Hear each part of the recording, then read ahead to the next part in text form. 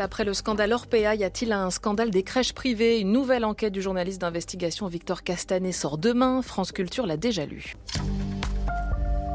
Après les fossoyeurs, voici les ogres. Le journaliste Victor Castanet, dans son précédent livre enquête sur les EHPAD privés Orpea, il dénonçait une course au profit et des maltraitances. Il en sortira un autre demain, consacré à la petite enfance, aux crèches en particulier. Un ouvrage redouté par les acteurs privés du secteur. Bonjour Wafia Kenich. Bonjour Margot. Vous avez pu lire Les Ogres, presque 500 pages d'enquête à paraître chez Flammarion. Il est question du groupe People and Baby, mais plus largement, le livre met en lumière tout le système de gestion de la petite enfance en France, depuis l'ouverture il y a 20 ans au groupe privé lucratif. Une petite fille de 2 ans qu'une directrice fait tomber d'une chaise, je cite, pour lui donner une leçon. Un bébé de moins de 2 ans, soulevé par le col de son t-shirt et placé seul dans un bureau en guise de punition. Un groupe d'enfants mis dehors, sans manteau, sans chaussures, en février, je cite encore, pour les calmer. Des situations décrites dans l'ouvrage Les Ogres, qui sont dramatiques pour les enfants et aussi pour la majeure partie des salariés, contraintes de travailler plus de 8 heures sans pause, de gérer seuls de tout petits enfants, parfois même d'acheter la nourriture des bébés au supermarché du coin. Du low-cost subventionné, c'est le système que décrit Victor Castanet. Je vous donne un exemple. Pour un berceau qui coûte 10 000 € à l'année, l'entreprise ne débourse que 2 500 €. La plus grosse partie du coût d'une place en crèche d'entreprise est prise en charge par les finances publiques via des déductions fiscales. Et le problème, c'est que la loi ne fixe pas de plafond par prix de berceau. Le groupe People and Baby l'a bien compris et vend des berceaux jusqu'à 27 000 € par an, 75% étant pris en charge par l'argent public. Il rogne surtout les couches, la nourriture, les salaires. Et les institutions publiques sont aussi clients de ces crèches privées, les collectivités comme les ministères. Victor Castanet rapporte qu'à Matignon, Elisabeth Borne a choisi l'entreprise la moins chère, proposant le moins d'effectifs pour s'occuper des bébés. Il est intéressant de noter par ailleurs que les 4 à 5 groupes qui tiennent le marché de la crèche privée dans notre pays sont organisés dans une puissante fédération.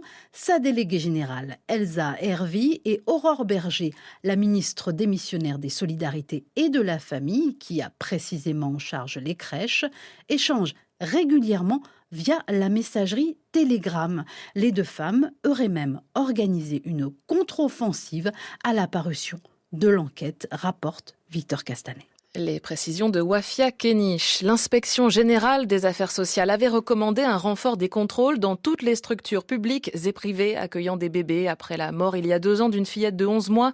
C'était à Lyon dans une microcrèche privée. Comme avant, ces inspections sont menées par les médecins des PMI, les centres de protection maternelle et infantile. Mais faute d'effectifs suffisants, ils n'arrivent plus à exercer leur rôle d'accompagnement et de formation des personnels. Le reportage de Tara Schlegel. On n'a pas forcé, mais il a mangé beaucoup de melons. Dans cette petite crèche parentale, Jade raconte la journée d'Abdoul à sa maman. Pour la sieste, il dort depuis 13 heures.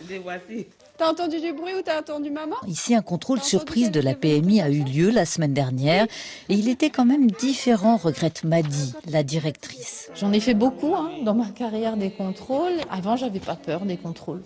Très sincèrement, moi-même, j'évoquais les difficultés qu'on pouvait rencontrer parce que je savais que la PMI m'accompagnait dans la résolution des problèmes et des situations. Mais la dernière fois, la PMI est venue avec un questionnaire de 15 pages, raconte Madi. Voilà.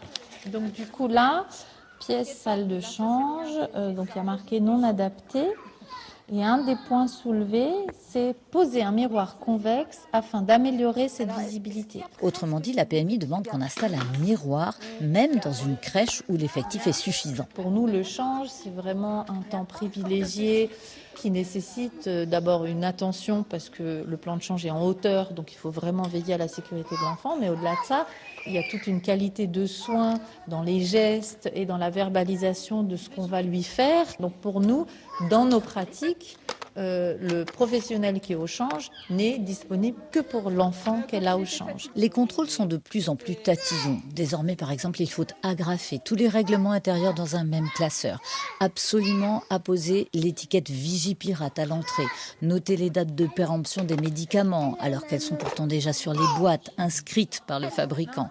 Et cette histoire de miroir est un révélateur, affirme Madi. Voilà, ça institutionnalise le fait que les crèches vont fonctionner en sous-effectif et qu'on part du principe qu'une professionnelle qui est au change doit s'occuper aussi des autres enfants. Et pour l'équipe, c'est totalement contradictoire par rapport à ce qu'elle pense des bonnes pratiques. Pour cette directrice, les normes moins-disantes qu'on lui impose sont la conséquence de l'arrivée des crèches privées dans le secteur de la petite enfance.